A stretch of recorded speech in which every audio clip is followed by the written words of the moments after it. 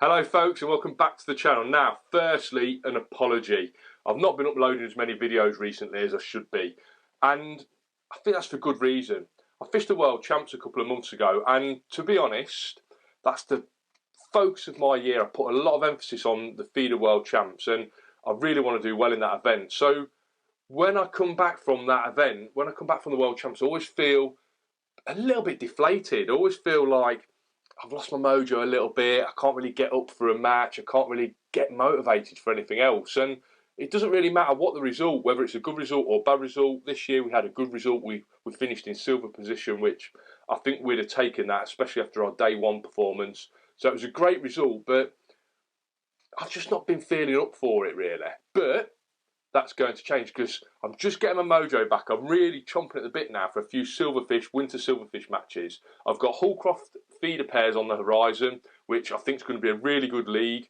But tomorrow, just to get into the swing of things, I've got a lovely match at Packington. It's a silvers match, silverfish only, no carp, no F1s, no brown goldfish. I think they allow tenge, crucians, those sort of things, but literally nothing, anything carpy just doesn't count. So we're targeting smaller fish. I've been prepping a bit of gear. I thought I'd just run through what we've been going through because I've tied. It's a little bit unlike me. I've actually got a bit prepared. So I've tied a few rigs up. I just thought I'd show you what we've been tying. So silverfish for me, I know you would talk to some guys and I've fished ultra fine floats. I think we're talking catching decent sized fish on not tiny baits tomorrow. So I'm going to go with, and this will be no surprise to anyone, Malman Dusties. I think it's going to be predominantly pole tomorrow. I'm going to put the feeder rod in, but I think it's all going to be pole fishing. The weather looks to be high air pressure. I don't think there's going to be a lot of wind. I think Geary's is quite a shallow lake, so plopping a feeder in a shallow lake on a day where, you know, hopefully it's going to be nice weather and it's going to be flat calm, I just don't think you're going to catch much. So I think it's going to be a pole job. I've tied up a few rigs. I've got some 4x10s, 4x12s, 4x14s, dusties, all yellow bristles. I always find yellow's a really good colour to see, especially in the winter time when it's low light. And these are all shotted up with number 10s. And what I like to do, depending on how I'm catching, is just mess around with the shotting. I'm not one of these people that sticks to a particular shotting pattern. I don't like putting the shot on my line and fishing with that all day. I like to move my shot around, string them out maybe, condense them a little bit, maybe a bulk and a couple of droppers. I think a good starting point will be slightly strung bulk or maybe a high bulk and 2 or 3 droppers. I think that's going to be the way to go. So hopefully you can see. Hopefully we focus on that.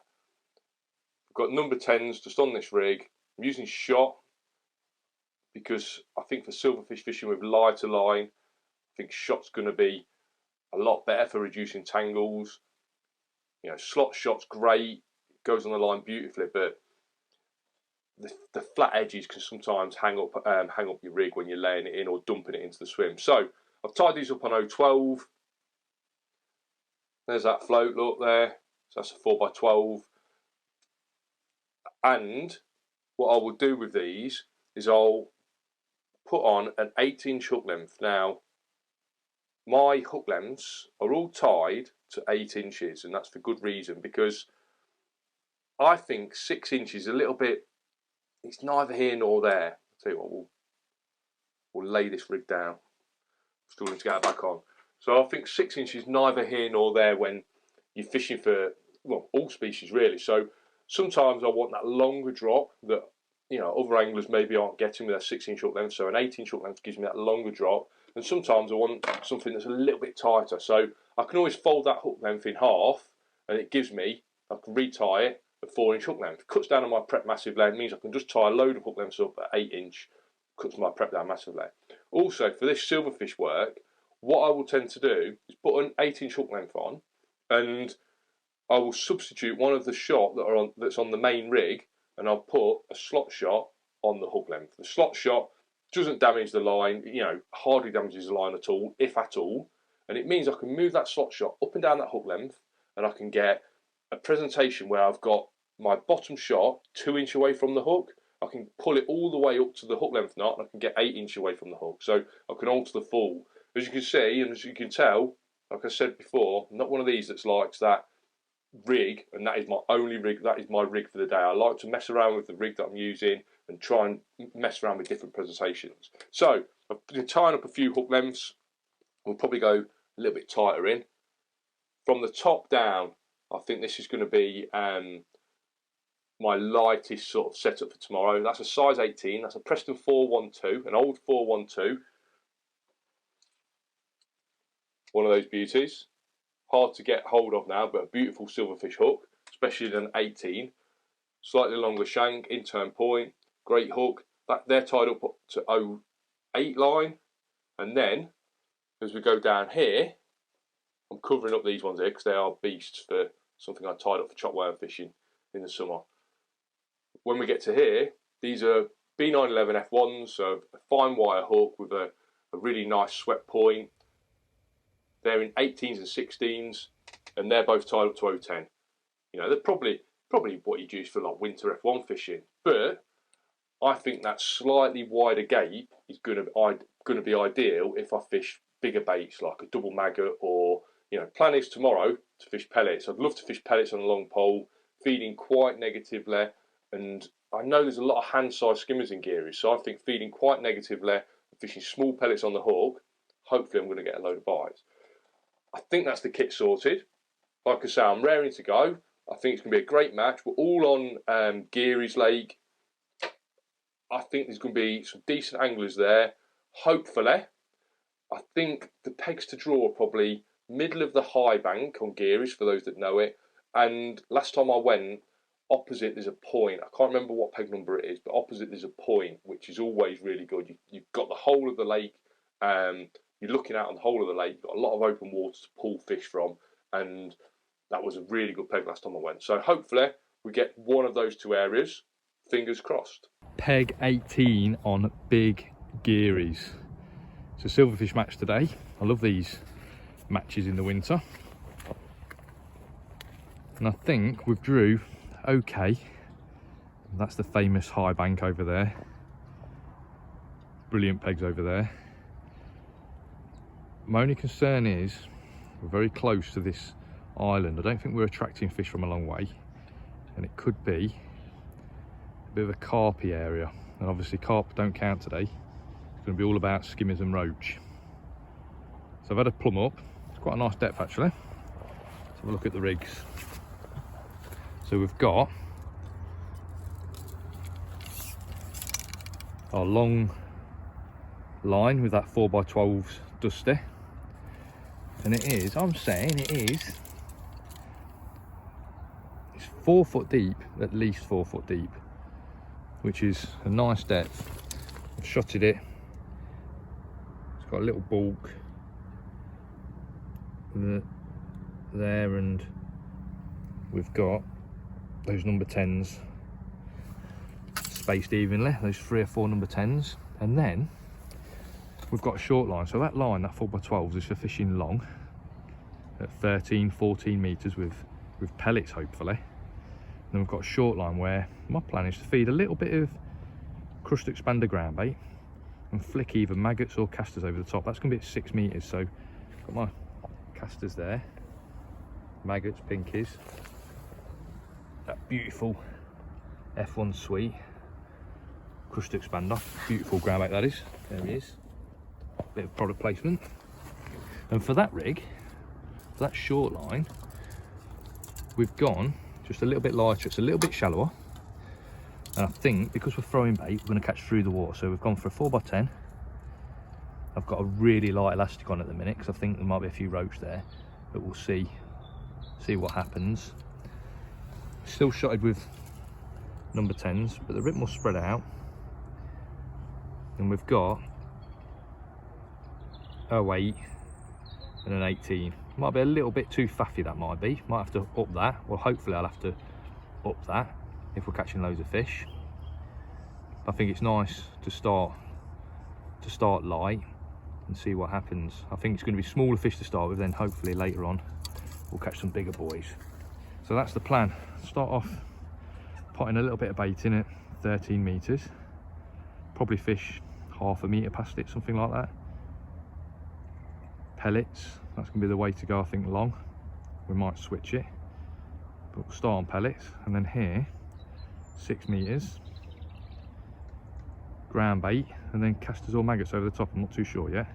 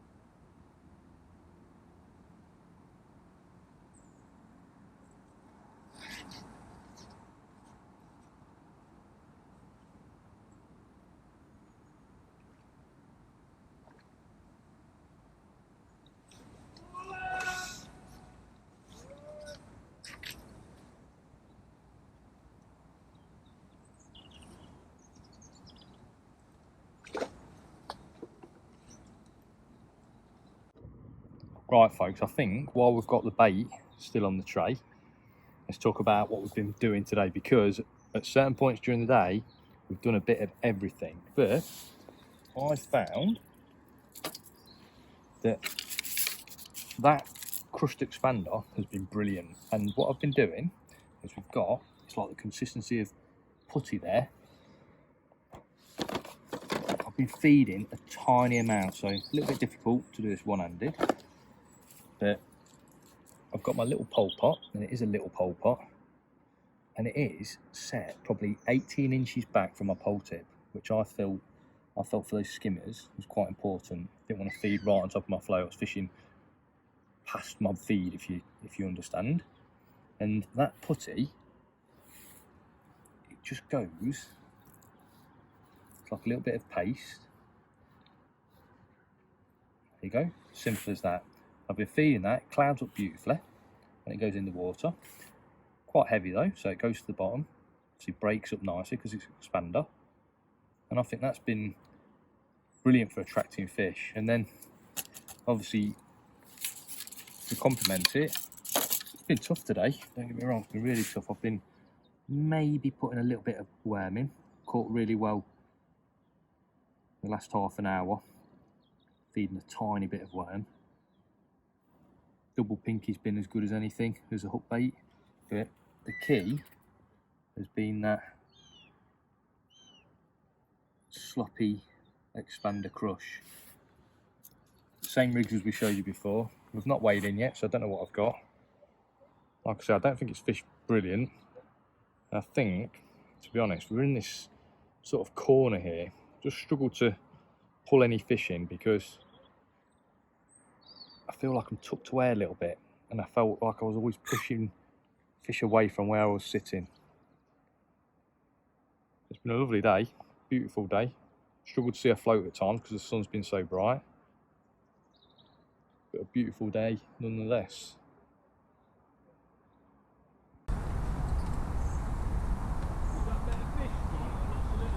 Lots of little ones, that was.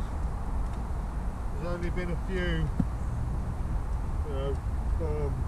bonus fish so far.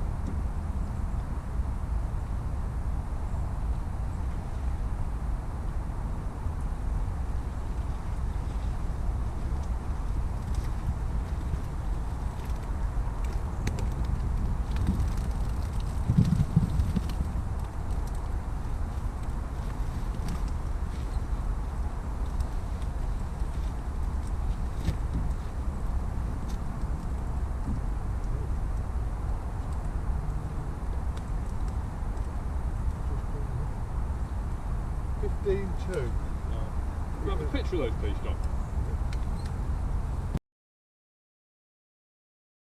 Well, what a nice day. £15 for joint third in the match. I've won a little bit of money as well, so that's always nice. It's a great start to my silverfish campaign. So I was joint third. There was a £15 six, so just 4 ounce more. That was Mark Downs. He had a load of small fish.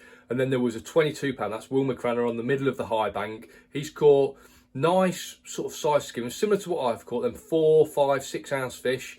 No big fish. So I think I've got the target species right, and probably the way to catch them was right as well. But I probably needed another line to go on so I could rest that main swim, and I could nick a couple of fish from each line, rotate the swims a lot easier. I would love to have done that where I was, but the depth on that long line was all over the place. So a little bit lazy really. It would have meant picking up another rig and fishing different top kits around my swim. It's so nice when you've got consistent depths just to, fish with the same rig, feed a swim, and then move on to the next swim without having to change top kits all the time. But like I say, 2 lines would have helped me out. Bit disappointing on that short line, never kicked off, but on another day it might have worked. I just think the conditions have beat us a little bit really. So like I say, third in the match, I'm happy with that. Great start to the Silverfish campaign. If you're not a subscriber, please think about it. On to the next one.